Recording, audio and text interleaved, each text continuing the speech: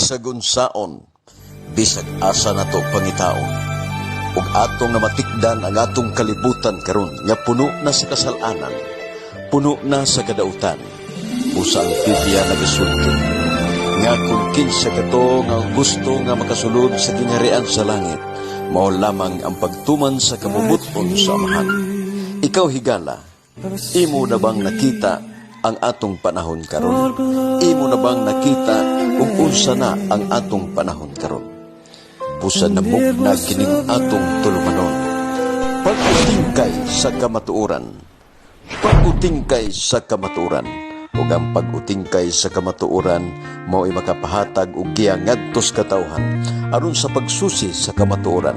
Ang tibuok kamatuoran magapahayag ngadto sa kaluwasan.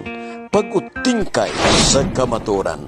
Ug karon ania ang atong tigdumala.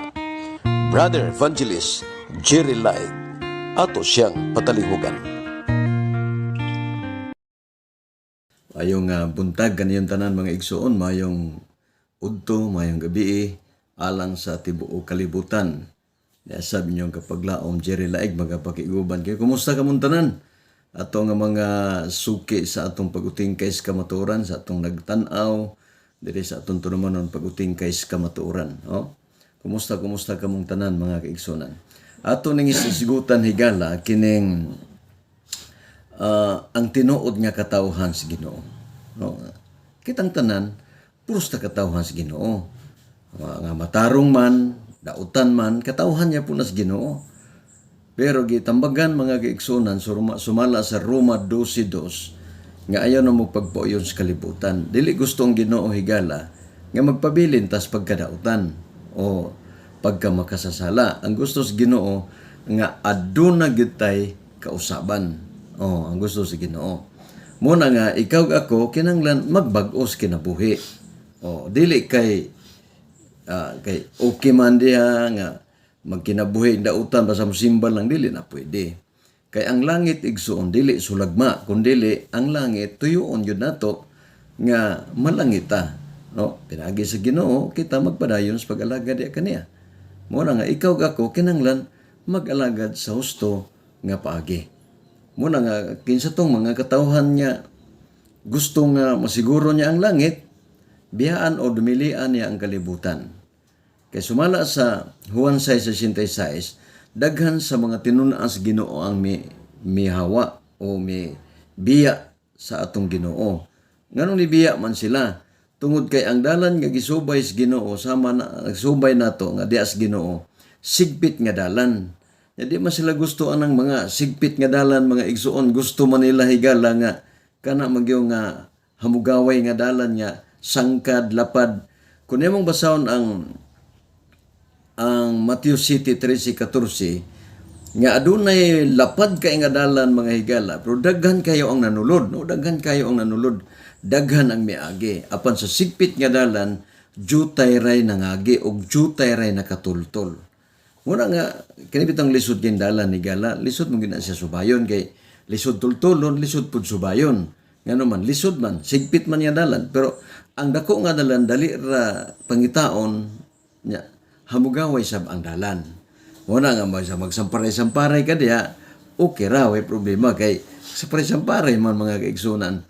Anay problema sa ila kay okay man sa ila ang paghubog-hubog, ang pagpatuyang sa kalibutan, ang puno sa bisyo, pamatud-an ba manggalit nila sa Biblia? No? Pamatud-an ba manggalit nila? Nga manggalit mga pangulo nila, nga muingon higala nga kinahanglan ko sa panahon sa kasal, ano lagi mga inom na magahubog? Kay mingaw do kuno kay ang kasal. Una nga nagpasabot nga okay ra sa ila ang pagpatuyang sa kalibutan. Nya kung mao manggaling na mga kabaglao, mga kaigsuunan, mga higala, hindi na lang ta magwali. Sa may pulo sa atong wali, magwali ta sa mating wali. Di ba ang wali na to ang kabaghuan sa kinabuhi, ang pagbag-o sa kinabuhi, kung bisyuso ka, undangan ang bisyo, di na manigarilyo, dili na mo inom, dili na mo patuyan sa kalibutan, disco, baile ug uban pa, no? Kanang naanaas kalibutan mga kaigsunan. Unya kay okay raman. Yan sa pa may atong pulos nga magwali-wali ta dinha. Mayon. Warang wali mo nga okay raman ka sa ato nga magbuhat og dili maayo, no, kaning pagpatuyang sa kalibutan. Mura nga walay pulos mga igsoon. Dili mapakita ang kabag-os kinabuhi kung ang usa ka tawo nga magwali nga okay lang ang mga bisyo, okay lang ang pagpatuyang sa kalibutan. Walay pulos ang atong mga wali ana. Ngano man ang purpose bias pagwali mao nga mabag-o ang kinabuhi, anaa sila ni Kristo, makita nga si Kristo na nila. Kaya kung kita mga igsoon, no, nga si Kristo nagsamparay sa pagkahubog. No, wala mga kaigsunan niya na nagsamparay si Kristo kay lagi kay hubog. Ang mga apostoles nangaligid-ligid sa kanal kay hubog. Wala man. Wala ang gusto sa Ginoo higala ang kabaghuan sa kinabuhi. No, makaplagan og makita ka nga adunay kabag-o. Sige ngon sa Isaiah 52:13 nga kadtong mga alagad nga buutan pagasakgawon pagabayawon ngadto sa pinakaibabaw ang langit mga kaigsunan. Muna nga buutan din na nga mainom paabot manghagis na inom niya suka unsa pa din na makadaot tas panglawas. Muna nga wala gid sila magtudlo igsoon mga higala. Prangkahin na lang taan wala gid magtudlo ang dagkong simbahan unsa ang pagbag-os kinabuhi kay ukir man sa ila di ay ang mga inom ug uban pang mga bisyo. Muna nga walay pulos mga igsoon nga maingon ta nga magbag-o ta nga ukir man. Muna nga ang Juan City de City ang iwali ang kabubuton sa Ginoo. Kabubuton ang atong tumanon ang atong basihan sa pag-ila sa katawhan sa Ginoo. Ang pagsunod kaniya, ang pag-alagad kaniya o ilabi na ang pagsunod sa iyang mga pagtulunan.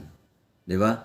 Mga kaigsunan. Mo na nga, usa ka pa yung mga nato na igsunan.